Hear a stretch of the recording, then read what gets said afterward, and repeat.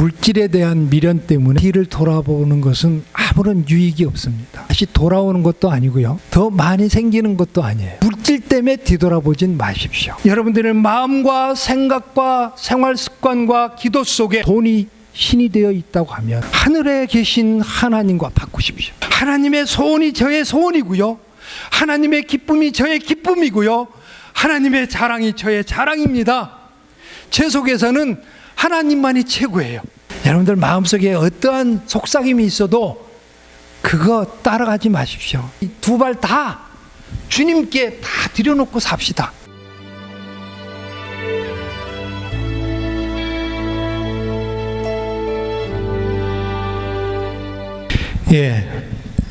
오늘 신명기로 가겠습니다. 신명기는 40년 광야 생활을 마치고 가나안 땅에 들어가기 직전에 모세가 하나님의 백성들에게 마지막으로 유언처럼 당부하는 말씀이 신명기입니다. 예수님도 이 신명기 말씀을 참 좋아하셨던 것 같아요. 마귀로부터 그 시험 받으실 때 이 신명기에 있는 말씀들로 마귀를 물리치는 것을 보게 되죠. 그래서 어쩌면 이 신명기는 오늘 하루로 간단하게 끝낼 수 있는 그런 말씀은 아닙니다. 정말 이 말씀 속에 담겨 있는 그 한 절 한 절이 너무 귀중해서 어쩌면 저는 1년 내내 하라고도 할 수 있을 것 같은 그런 귀한 말씀들이 신명기에 담겨 있죠. 왜 신명기라고 했느냐면 시내산 아래에서 하나님께서 하나님의 규칙들을 이스라엘 백성들에게 다 전달해 주셨거든요. 그리고 이제 40년이 흐른 후에 다시 한번 그 말씀들을 다 종합해서 또 들려주시는 거죠. 근데 한 절 한 절 보다 보면 하나님이 무섭게 느껴지기도 하고, 니들 뭐 이렇게 하면 벌을 받고 이렇게 하면 무슨 일을 당하고, 이런 말씀들이 굉장히 많이 있습니다. 그래서 야, 하나님 참 무섭다 그렇게 느낄 수도 있는 그런 말씀들이 많이 기록되어 있지만, 그러나 하나님이 우리를 얼마나 사랑하시는지 그 한 절 한 절 속에 사랑이 절절 넘쳐 흐르는 것을 우리가 보게 되죠. 그래서 신명기 말씀을 여러분들이 수시로 읽어보시면 참 유익하고 좋습니다. 자, 모세는 이스라엘 백성들하고 40년을 광야에서 함께 지냈습니다. 지내면서 하나님의 놀라운 기적과 사랑과 돌보심을 경험했습니다. 하지만 이스라엘 백성들은 하나님의 백성으로 택함을 받았지만 거듭된 실패를 하죠. 광야 내내 실패를 한다고 해도 과언이 아니에요. 그렇게 많은 실패를 합니다. 그리고 그 죄성 때문에 쉽게 사람의 마음에 있는 하나님을 의지하지 못하는 그 마음, 하나님을 믿지 못하는 그 마음이 사라지질 않는 거예요. 그러니까 애굽에서 바로 왕을 섬기던 때, 애굽에서 우상을 섬기던 때 그걸 잊질 못하는 거죠. 그런 이스라엘 백성들이 계속 실패를 하게 되죠. 그래서 긴 광야 생활을 통해서 훈련을 받아야만 했습니다. 그래서 40년 동안 훈련을 받게 되죠. 이제 그 광야 생활을 마치고 가나안 땅으로 들어갈 텐데, 이제 모세는 함께 갈 수가 없죠. 그렇죠. 모세 중간에 하나님이 모세에게 너는 가나안 땅에 들어가지 못한다라고 하셨고, 모세는 못 들어갑니다. 백성들이 40년 전보다 물론 지금 훈련이 제법 되어 있습니다. 하나님의 백성으로 훈련이 제법 되어 있지만, 그러나 마음을 놓을 수가 없는 거죠. 그 연약함을 볼 때 마음을 놓을 수가 없고, 연약함뿐만 아니라 그 하나님이 이스라엘 백성들을 너희는 참 목이 곧은 백성이다 했던 것처럼 쉽게 그 인간의 자아가 빠져나가질 않는 거예요. 그 죄성이 쉽게 빠지질 않는 거죠. 그런 연약한 모습을 바라보면서 안타까운 심정으로 다시 한번 하나님의 규칙을 되풀이하고 있는 것이 신명기의 말씀입니다. 하나님의 심정을 대변하고 있는 모세의 고별 설교를 보면서 우리도 하나님의 거룩하심과 그리고 하나님의 그 세밀한 사랑을 함께 누릴 수 있는 그런 시간이 됐으면 좋겠습니다. 신명기를 한마디로 말하라 하면 기억하라입니다. 기억하라. 어떻게 기억을 하느냐 하면 뒤를 돌아보면서 기억하라는 거예요. 지금까지 바쁘게 살아왔다면 한 번쯤 뒤를 돌아봐라, 그 얘기죠. 뒤를 봐서 애굽의 종되었던 자리에서 구원받았지만 왜 그렇게 긴 시간을 광야에서 방황했어야만 하는지를 생각해 봐라, 기억해 봐라, 그겁니다. 그리고 광야에서 40년이란 긴 시간을 보낼 때 너희들에게 먹게 해주시고 그리고 마시게 하고 보호해 주신 분이 하나님이심을 기억하라.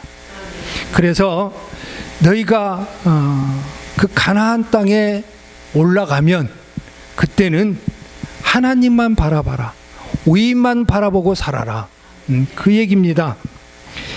그래서 신명기에 보면 기억하라는 말이 그렇게 많이 나와요. 내 하나님 여호와께서 이 40년 동안 너를 광야길을 헤매게 한 그 이유가 어디 있는지 기억하라.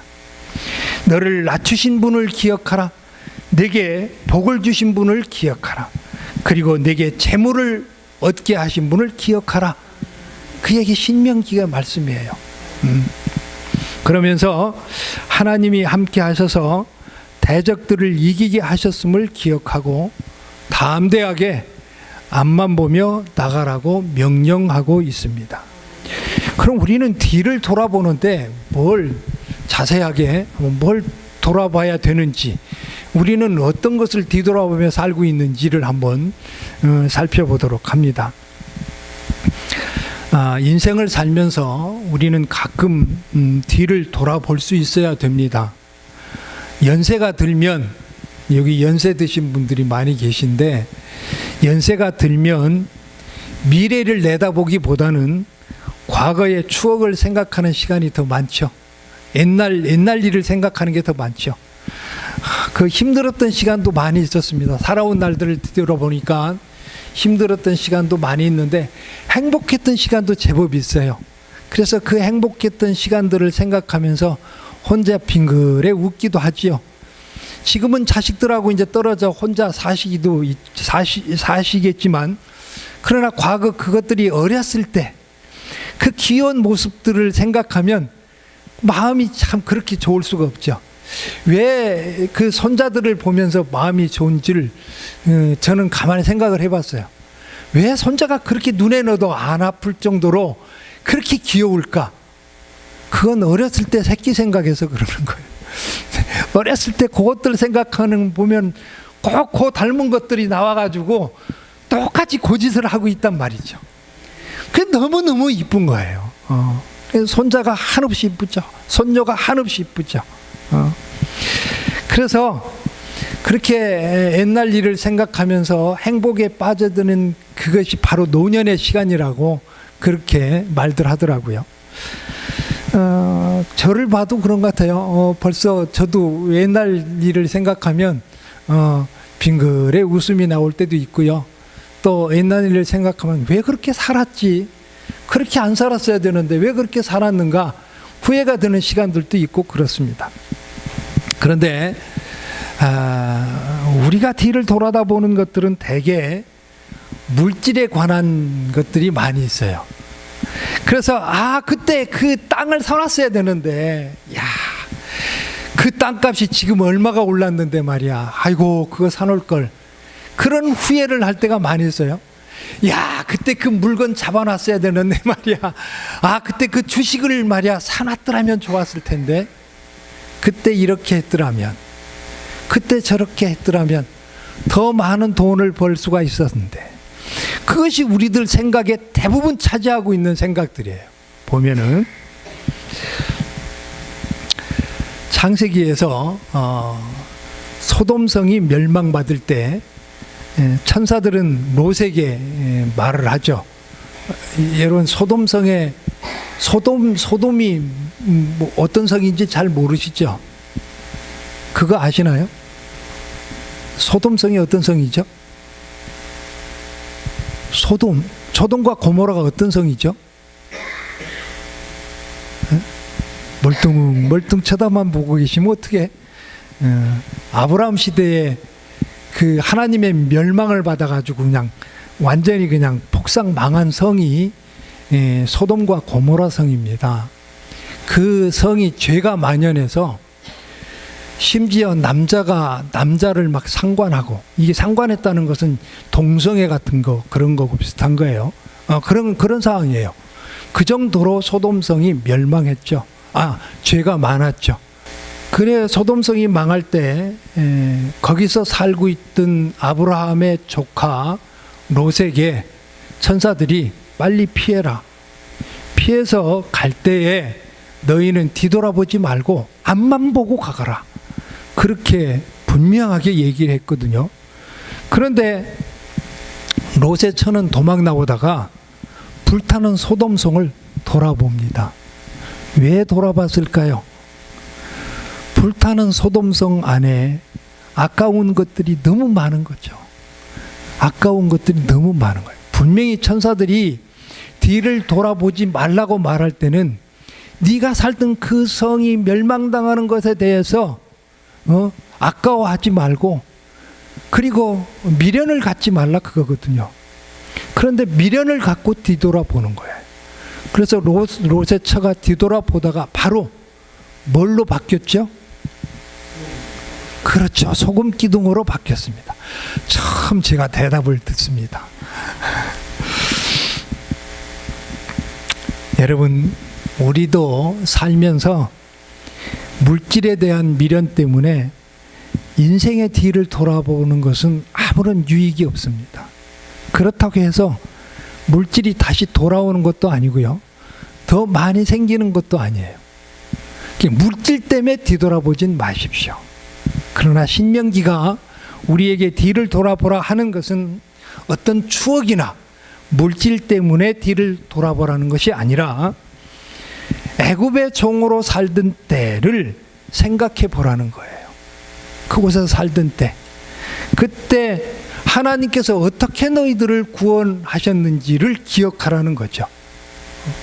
그리고 하나님의 그 놀라운 기적들로 너희들을 구원하고 광야 40년 동안 하나님께서 너희들을 먹이시고 또 마시게 하시고 입히시고 그런 것들을 기억하라. 그런 것들을 뒤돌아보면서 기억하라. 하나님이 하신 일에 대해서 뒤돌아보라는 거예요. 여러분들 가끔 살다가 정신 바짝 차려가지고 뒤를 돌아볼 때 있죠. 그때는 그렇게 하죠. 아이고, 진짜 하나님이 날 많이 도와주셨지. 아이고, 감사하지 참. 그래서 하나님 감사해요 라고 고백할 때 가끔씩 있죠. 자주는 없고 가끔씩 있습니다. 그때가 정신 차렸을 때예요, 우리가. 그래, 여러분, 그때뿐만 아니라 늘 그렇게 한번 하나님이 하신 일들, 내게 베풀어 주신 것들을 생각하면서 뒤를 돌아보십시오. 요즘 말이죠, 제가 산에 올라가면 아름다운 꽃들이 아주 작은 것에부터 큰 꽃에 이르기까지 경쟁적으로 피고 있어요. 그때마다 그 꽃들을 보면서 전 그래요. 하나님이 지으신 것들이 왜 그렇게 아름다워요? 너무나 아름다워요. 그 이렇게 애기 손처럼 나오는 그 작은 이파리들을 한번 보십시오. 하나님이 지으신 것들은 길가에 나뒹구는 그 돌멩이조차 아름답고 조화로울 수가 없어요. 근데 어쩜 사람들만 그렇게 못됐는지 모르겠어요. 그것도 가장 하나님이 사랑하시고 하나님의 형상대로 지은 사람만이 그렇게 못됐어요. 그래서 그 사람 때문에 그 아름다운 꽃과 그리고 짐승들 이런 것들이 다 저주를 받아가지고 힘들어한다고 성경은 그렇게 설명하고 있어요. 그것들이 잘못해서 힘들게 사는 게 아니에요. 사람이 잘못해서 그것들조차, 다른 피조물들조차 힘들게 살고 있는 거죠. 그래서 우리는 작은 것들이라도 돌아보고 하나님이 어떻게 저것들을 먹이시고 입히시는가, 어떻게 나를 여기까지 이끌어 오셨는가, 그런 것들을 생각할 수 있는 시간을 많이 가지면 좋습니다. 모세는 하나님의 백성들에게 그 마지막 장에서 이렇게 말을 합니다. 이스라엘이여 너는 행복한 사람이로다. 여호와의 구원을 너같이 얻은 백성이 누구냐? 그는 너를 돕는 방패시요 내 영광의 칼이시로다. 내 대적이 내게 복종하리니 내가 그들의 높은 곳을 밟으리로다. 이렇게 말씀합니다. 여러분, 구원이라는 것이 이런 거예요. 구원의 기쁨, 구원의 행복이라는 것이, 나를 하나님이 구원해 주셨으니까 이제 부자 되게 만들어 주실 거야. 하나님이 나를 구원해 주셨으니까 남보다 잘 살게 해 주실 거야. 이런 쪽에서 생각하지 마시고요. 하나님께서 이제 나를 구원해 주셨으니 나는 멸망받을 백성이 아니야. 나는 영원히 하나님과 더불어 행복하게 살 수 있게 만들어 주셨어. 이런 측면에서 나는 행복한 사람이다. 이렇게 고백할 수 있어야 돼요. 지금 물론 이스라엘이여 너는 행복한 사람이로다. 여호와의 구원을 너같이 얻은 백성이 누구냐? 그러면서 너를 돕는 방패다. 또 영광의 칼이다. 또 모든 대적이 내게 복종할 것이다. 이렇게 모세는 설명을 하고 있지만 이 세상 것에 대한 설명도 아니에요. 만약에 하나님이 우리를 구원해 주시지 않았으면 우리는 마귀로부터 날마다 괴롭힘을 당하며 살 수밖에 없어요. 정말 눈만 부라리며 아무 힘도 없는 귀신들한테 사로잡혀 살 수밖에 없어요. 마귀나 귀신은요, 걔들 아무 힘 없어요. 박영선 목사님이 뭐라고 설명을 했느냐면, 마귀는 마치 교실에서 가끔 떠들고 장난치다 선생님이 너 이리 나와. 그리고 무릎 꿇어. 그래 놓고 이제 이게 들고, 의자 들고 앉아있으라고 그러죠. 이게 의자 들고. 그러면 애들이 막 웃고 막 그러죠. 그러면 막 의자 들고 있으면서 눈을 부라리고 그러죠. 마귀가 또 꼭 그렇거든요. 예, 눈만 부라릴 줄 알지 아무것도 할 수 없다 이래요. 마귀는. 귀신도 마찬가지고. 우리한테 눈만 부라리지 아무것도 할 수 없는 존재가 귀신입니다. 하나님의 사람들한테 그 어떤 것도, 그 어떤 해도 끼칠 수가 없어요. 그런데 우리는 그것들이 눈만 부라리면 무서워가지고 벌벌 떨죠. 왜 그래요? 하나님을 믿지 못해서 그래요. 우리 속에 하나님으로 가득 채워져 있지 못해서, 그래서 눈만 부라리는 마귀의 이런 눈만 짙게 뜨는 것만 봐도 겁을 먹는다 이 말이죠. 우리는 하나님의 구원을 받았다는 그 기쁨이 어떤 것인지 그걸 생각해야 돼요. 다른 것을 요구하지 마십시오. 다른 걸 요구하지 않더라도 하나님은 우리의 필요를 다 아세요. 너희는 하나님 나라와 의를 구하라. 그리하면 이 모든 것으로 더하시리라. 이 모든 것이 어떤 건 줄 아십니까? 이 세상에 살면서 우리 육신이 필요로 하는 모든 것들을 가리켜 하는 거예요. 그래서 하나님 나라와 의를 위해서 네가 살면 하나님께서 나머지는 다 들어주실 거야. 하늘에 나는 새를 봐라. 저기 들에 핀 백합화를 봐라. 그것들이 씨를 뿌려 거두지 않아도 먹고 살지 않니? 그것들이 길쌈하지 않아도 솔로몬보다 더 아름다운 옷을 입고 있지 않니? 예수님이 그렇게 설명하시는 거 아닙니까? 이런 겁니다. 다음으로 신명기는 위를 바라보라고 말합니다. 위를 바라보라. 그래서 그냥 하늘만, 공중만 쳐다보라는 게 아니죠. 하나님을 바라보라 하는 거예요. 하나님의 뜻을 바라보라 하는 거예요. 아까 어느 분이 기도하셨죠. 우리가 정말 우리 마음속에 하나님의 뜻을 사모하는 마음이 가득 채워져 있다고 하면 우리는 정말 행복한 사람들인 거예요. 여러분, 개나 돼지하고 사람하고 신체적 구조가 다릅니다. 그죠? 개나 돼지는 이렇게 엎드려서 이렇게 네 발로 기어다니고 사람은 두 발로 걸어다니죠. 이게 신체적 구조가 다른데, 그런데 그 짐승은 네 발로 이렇게 걸어다니다 보니까 하늘을 볼 수가 없어요. 늘 땅만 보고 다니게 돼 있어요. 그렇지, 한번 생각해 보십시오. 그 짐승들은 땅만 보고 살아요.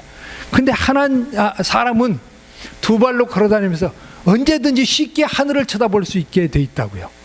그렇지 않습니까? 그래서 짐승과 사람의 다른 점은 사람은 하늘을 볼 수 있다고 하는 거예요.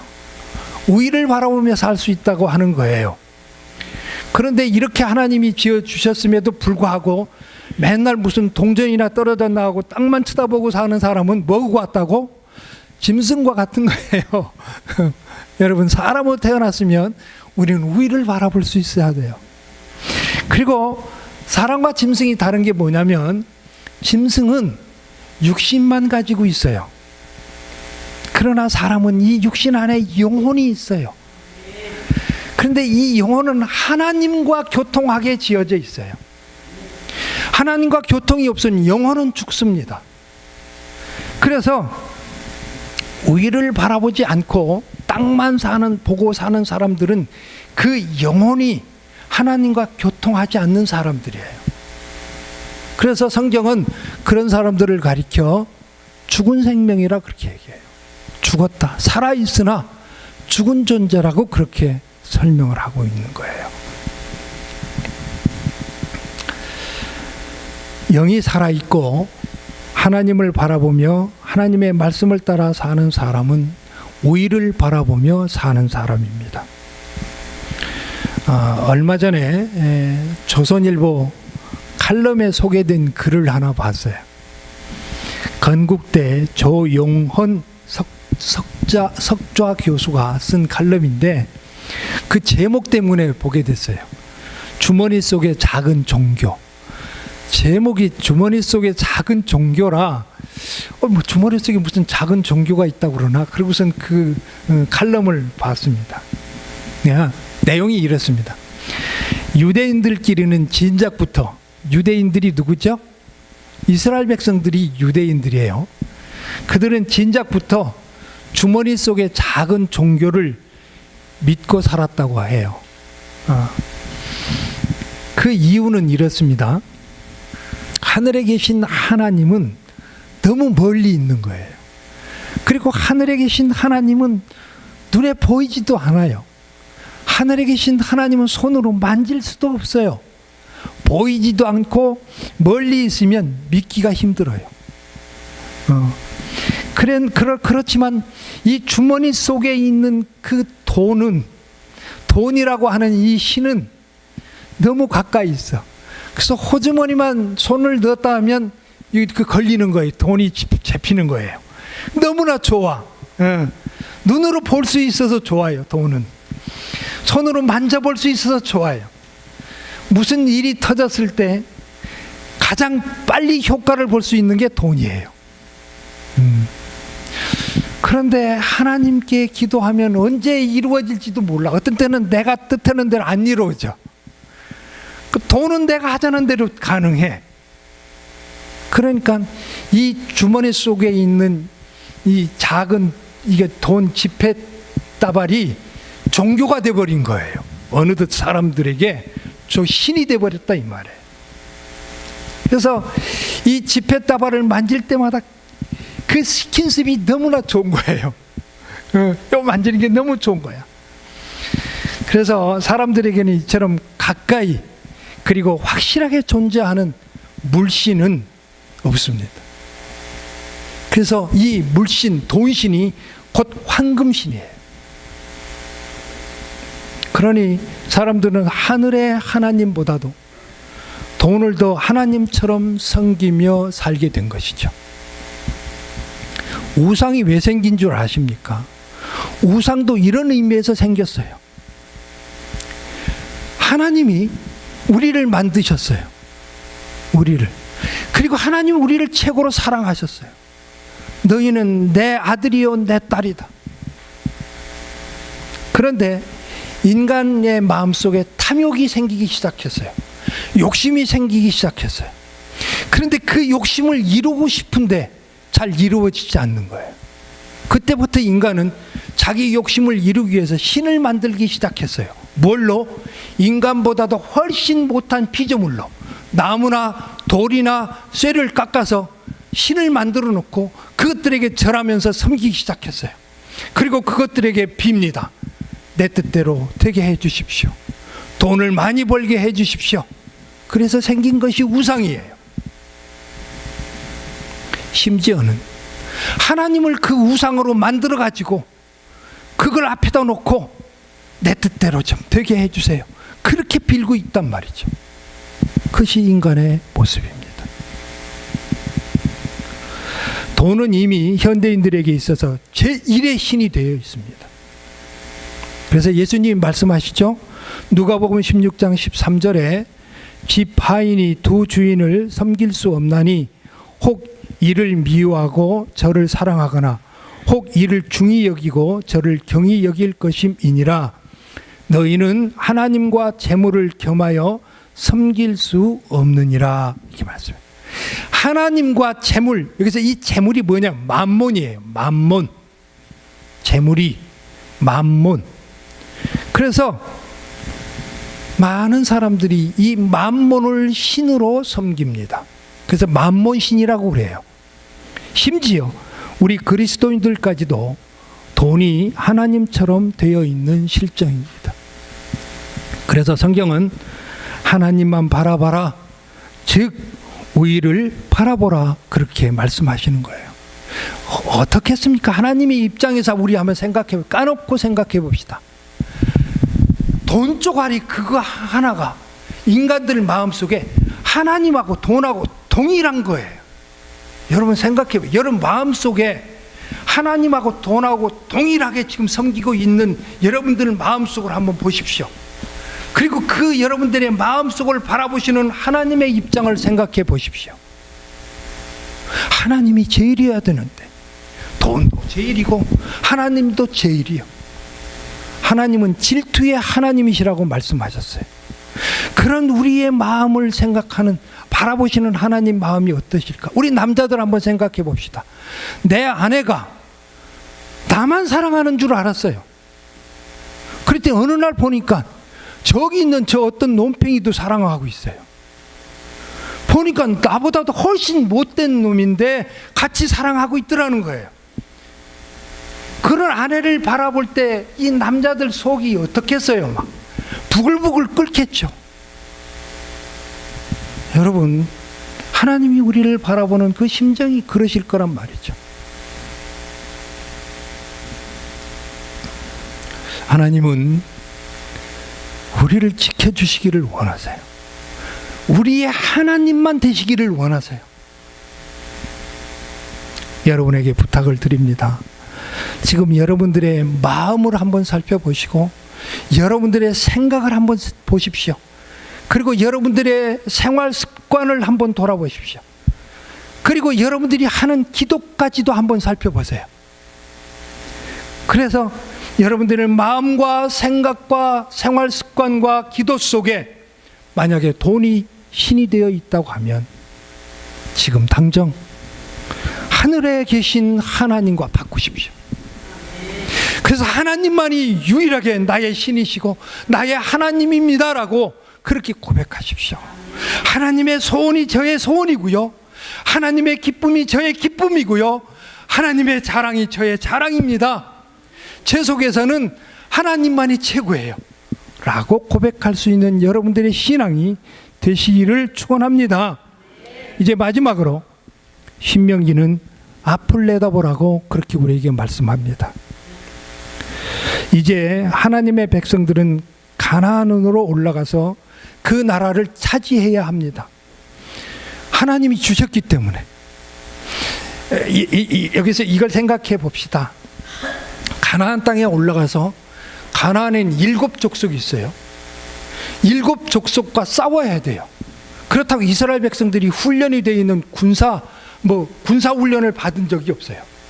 그렇다고 이스라엘 백성들이 무기가 굉장히 좋은 무기를 가지고 있는 백성도 아니에요.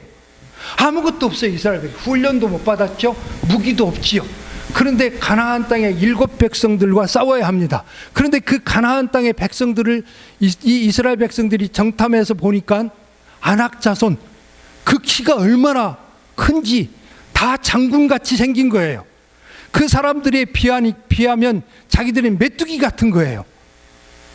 그리고 거기에 성들을 보니까 하늘을 찌를 듯 같은 거예요. 그리고 그 성들이 얼마나 견고한지 이건 도저히 무너뜨릴 수가 없는 성들인 거예요. 그리고 우리가 올라갔다 하면 우리는 영락없이 죽을 것 같은 거라. 그래서 그들이 정탐하고 와가지고 우리는 가나안 땅에 못 가겠습니다 그랬던 거예요. 근데 하나님이 그 땅을 주셨어요. 그러면 여러분 생각해 보세요. 이스라엘 백성들의 그 입장, 그 형편을 모르고 너는 가서 7백성들과 7나라 그 가나안 땅 원주민들과 싸워서 그걸 네가 뺏어라 그래 하셨을까요? 하나님이? 다 아세요. 이스라엘 백성이 훈련도 안 돼 있고 무기도 없다는 거 다 아세요. 그럼 왜 거기 가서 차지하라 하셨을까요? 대신 싸워주실 것이기 때문에. 우리가 모르는 것이 뭔지 아십니까? 우리가 예수 그리스도 안에 온전히 거하지 못하는 이유가 뭔지 아십니까? 예수 그리스도 안에 온전히 거하고 싶어도 혹시 예수 믿다가 다른 사람들에게 빼앗길까 봐, 예수 믿다가 다른 사람들보다 뒤처질까 봐, 그리고 예수 믿다가 손해볼까 봐, 그래서 온전히 들어가질 못하는 거예요. 성경이 우리에게 요구하는 대로 살다 보면 망할 것 같은 거예요. 여러분, 성경이 우리에게 요구하는 거, 너 이렇게 살아라 이렇게 살아라 하는 대로 한번 여러분들 100% 한번 살아봐야지 결심한 적이 있습니까?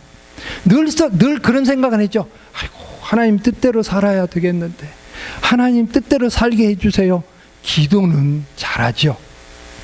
그런데 여러분, 정말 내가 하나님 말씀대로 살 거야, 내가 다 망해도 좋아, 내 하나님 뜻대로 살 거야, 그렇게 결심해 본 적 한 번이라도 있으면 한번 손들어 보세요. 난 죽어도 좋아, 하나님 말씀대로 살다가 나 죽어도 좋아, 내가 가진 거 다 잃어버려도 좋아, 내 새끼 다 뺏겨도 좋아, 나는 하나님 뜻대로 살 거야. 그렇게 한 번쯤 결심해 본 적이 있습니까? 없어요.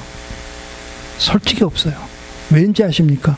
빼앗길까 봐, 놓칠까 봐 아깝거든요. 그 두려워가지고 온전히 주 예수 그리스도 안에 거하는 삶을 살지 못해요. 이스라엘 백성들이 바로 그거예요.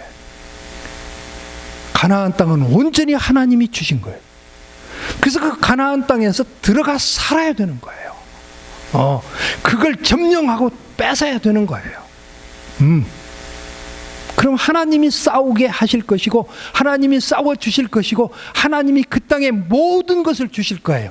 지치 않은 성읍에서 살게 하실 것이고요, 가꾸지 않은 식물을 먹게 하실 거고요, 모든 걸 다 이스라엘 백성에게 주실 거예요. 이스라엘 백성이 가가지고 애써 집질 필요도 없어요. 이스라엘 백성들이 가가지고 농사터 일굴 필요도 없어요. 다 주실 거예요. 그런데 두려워서 못 가겠다고요? 우리는 그 백성에 비하면 메뚜기 맛도 못하다고요? 우리 그렇게 살고 있다는 거 아닙니까? 우리가. 그래서 모세가 하나님의 마음으로 이스라엘 백성들에게 어떤 설명을 하는지 들어보십시오. 신명기 8장 3절에서 10절에 보면 한번 찾아보세요. 눈으로 한번 보십시오. 눈으로 보면서 귀로 들어보십시오. 제가 읽을 테니까 여러분 귀로 들으십시오. 찾으신 분은 눈으로 보면서 귀로 들으십시오. 너를 낮추시며 너를 줄이게 하시며 또 너도 알지 못하며 내 조상들도 알지 못하던 만나를 내게 먹이신 것은 사람이 떡으로만 사는 것이 아니요 여호와의 입에서 나오는 모든 말씀으로 사는 줄을 내가 알게 하려 하심이라. 여러분, 사람이 떡으로만 사는 것이 아니에요. 여호와의 입에서 나오는 모든 말씀으로 사는 줄 내가 알게 하려 하심이라. 이거 언제 예수님이 하셨죠? 예수님이 언제? 그렇죠. 시험 당하실 때 이 말씀으로 물리치시잖아요. 이 40년 동안에 내 의복이 헤어지지 아니하고 내 발이 부르트지 아니하였느니라. 너는 사람이 그 아들을 징계함 같이 내 하나님 여호와께서 너를 징계하시는 줄 마음에 생각하고 내 하나님 여호와의 명령을 지켜 그의 길을 따라가며 그를 경외할지니라. 내 하나님 여호와께서 너를 아름다운 땅에 이르게 하시나니 그곳은 골짜기든지 산지든지 시내와 분천과 샘이 흐르고 밀과 보리의 소산지요 포도와 무화과와 석류와 감람나무의 나무와 꿀의 소산지라. 내가 먹을 것에 모자람이 없고 내게 아무 부족함이 없는 땅이며 그 땅에 돌은 철이요 산에서는 동을 갤 것이라. 내가 먹어서 배부르고 내 하나님 여호와께서 옥토를 내게 주셨으므로 말미암아 그를 찬송하리라. 아멘. 그러니 그 땅만 바라보며 앞을 내다보며 하나님이 주신 그곳만 바라보며 가라고 그렇게 신명기는 설명하고 있는 거예요. 두려워하지 마라. 그 땅 올라가는 걸 두려워하지 마라. 예수 그리스도 안에 온전히 거하는 것을 두려워하지 마라. 그래서 신명기 3장 3절에 우리 하나님 여호와께서 바산 왕 옥과 그의 모든 백성을 우리 손에 넘기심에 우리가 그들을 쳐서 한 사람도 남기지 아니하였느니라. 바산 왕 옥이라고 하는 그 나라가 말이에요, 가나안 땅 들어가기 직전에 있는 땅이거든요. 근데 굉장히 강한 나라였어요. 그 나라를 이스라엘 백성들에게 다 맡겼어요. 그래서 완전히 그냥 초토화시켰어요. 그 땅에 있는 모든 것을 이스라엘 백성들에게 주셨어요.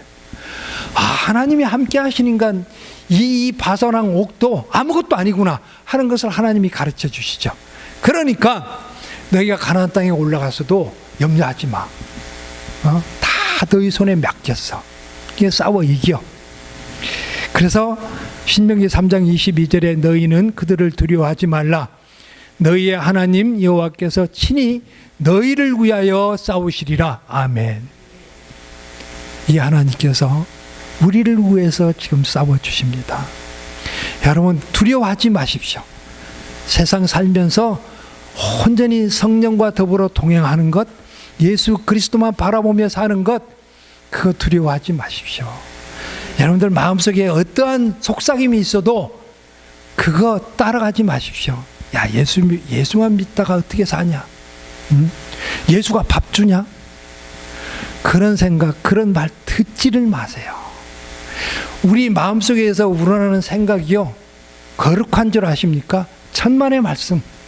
내가 아무리 거룩한 것 같아도, 내가 아무리 하나님 뜻대로 사는 것 같아도 우리는 허물이 많습니다. 그래서 내 속에서 나오는 생각이 다 성령의 생각이 아니에요. 때로는 마귀가 주는 생각, 그 생각이 마치 성령이 주는 생각인 것처럼 그렇게 생각할 때 있어요. 때로는 내 생각으로 생각하면서 그거 성령이 주신 생각이라고 생각할 수도 있어요. 그러나 인간은 허물이 많답니다. 얼마나 많은지 몰라요. 한순간도 마음을 놓을 수 없는 게 인간의 마음이에요. 그래서 늘 우리가 성령으로 충만하라고 하는 이유가 거기 있어요. 우리가 정말로 성령으로 충만해서 단 1분 1초도 하나님에게서 내 마음이 떠나지 않는다면 내 속에서 우러나는 모든 생각이 하나님이 주신 생각일 수 있어요. 자신 있게. 그러나 그렇지 못하다면 우리는 조심해야 돼요. 그래서 늘 이 하나님 말씀을 벗하며 살으라고 하는 거예요. 내 생각에서 떠오르는 생각이 미덥지 않으면 하나님이 우리에게 주신 말씀을 눈으로 보면서 그 말씀대로 살아라 하는 거죠. 이것이 성경 우리에게 가르쳐 주는 거예요. 여러분, 지금 혹시 한 발은 세상에 걸쳐놓고 한 발은 교회에 걸치고 산다고 하면, 그런 자신이 나는 그렇게 살고 있어, 그런 마음이 든다고 하면 두려워 말고 지금 하나님이 앞만 보고 가라고 여러분들에게 권하고 계십니다. 아니, 권하는 것이 아니라 명령으로 주시는 겁니다. 너희 내만 믿고 앞만 보고 가, 하늘만 바라보고 가, 하나님만 바라보고 가 라고 지금 말씀하고 계세요. 그래서 세상에 두고 있는 그 한 발을 당장 거두십시오. 그래서 우리 두 발 다 주님께 다 들여놓고 삽시다. 그러면 우리 마음이 정말 기쁠 거예요. 정말 행복할 거예요. 세상 보이는 모든 것들이 하나님 어쩜 저렇게 아름답게 지으셨어요. 나한테 막 뭐라고 막 눈을 부라리고 욕하는 친구가 있다 하더라도 하나님은 어쩜 저렇게 저 친구를 저렇게 이쁘게 지으셨어요. 누군가 내 따귀를 한 대 때리더라도 이쪽 더 때려줘. 하나님이 여러분들 마음속에 큰 마음으로 주실 거예요. 넓은 마음으로 만들어 주실 거예요. 그래서 뭐든지 무슨 소리를 하든지 다 용서할 수 있고, 내가 어떤 처지에 놓여 있어도 감사합니다 라고 그렇게 살게 될 줄로 믿습니다. 기도하겠습니다. 하나님 아버지, 감사합니다. 우리가 무엇이건데 하나님 우리를 사랑하셔서 우리를 하나님의 아들, 딸 삼으시고, 또 하나님의 돌보심과 하나님이 우리를 편들어 주심으로 인해서 악한 마귀도 우리에게 어떻게 할 수도 없고, 세상 어떤 삶도 어떤 일도 우리를 함부로 할 수 없는 그런 사랑 가운데 거하게 해주셔서 감사합니다. 바울 사도는 고백했습니다. 하나님께서 우리와 함께 하심으로 그 어떤 것도 하나님의 사랑에서 우리를 끊어낼 수 없다라고 고백했습니다. 그렇습니다. 하나님 아버지, 그 무엇이 하나님의 사랑에서 우리를 끊어낼 수 있겠습니까? 그러니 아버지 하나님, 우리도 결심하며 살 수 있게 해 주시옵소서. 뒤를 돌아다 보며 하나님이 우리에게 어떤 구원을 베푸셨는가 그걸 생각할 수 있게 하시고, 오직 위를 바라보며 하나님의 말씀과 그 뜻을 생각하며 살 수 있게 하여 주시고, 두려워하지 말고 앞만 보며 나갈 수 있는 우리의 삶이 다 되게 하여 주시옵소서. 그래야 하나님이 주신 진짜 복이 무엇인지를 우리 모두가 받아 누리게 하옵소서. 예수님의 거룩하신 이름 받들어 기도하옵나이다. 아멘.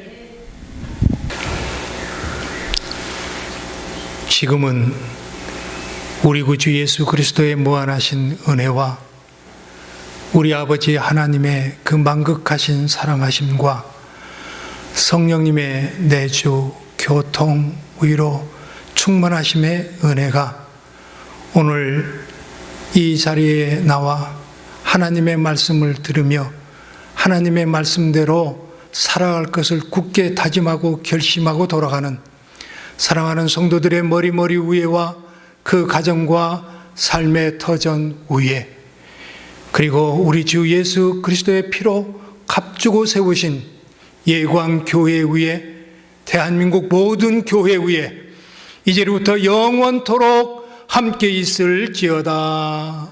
아멘. 주님 감사합니다. 저들을 축복하여 주옵소서.